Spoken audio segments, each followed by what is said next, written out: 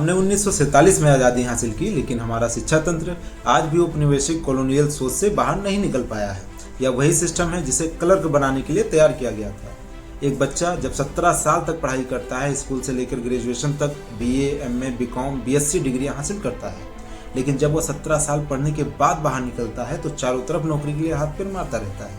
न वह एक अच्छा नागरिक बन पाता है, न अपने परिवार का पेट पालने के लिए पूरी तरह तैयार होता है।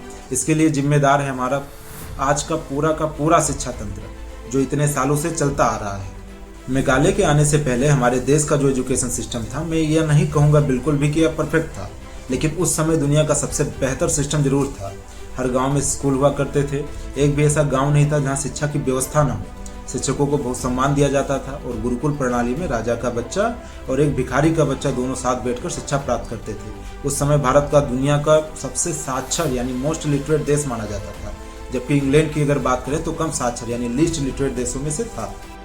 1840 के आसपास जब अंग्रेजों ने भारत की शिक्षा व्यवस्था को समझा तो उन्हें एहसास हुआ कि अगर इस मजबूत शिक्षा प्रणाली को खत्म नहीं किया गया तो भारत पर राज करना मुश्किल होगा। इसी सोच के साथ उन्होंने धीरे धीरे इस व्यवस्था को बदलना शुरू किया।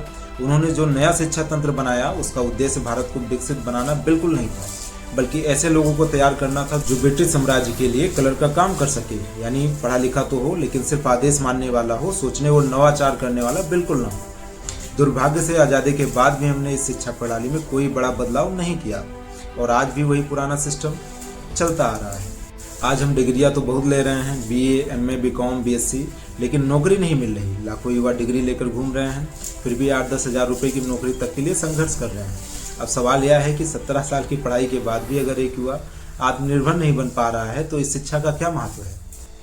आज आपको यह समझ में आ गया होगा कि सिर्फ डिग्री लेने से कुछ नहीं होगा। डिग्री के बजाय अब स्किल्स सीखकर ज़्यादा अच्छा करियर बनाया जा सकता है।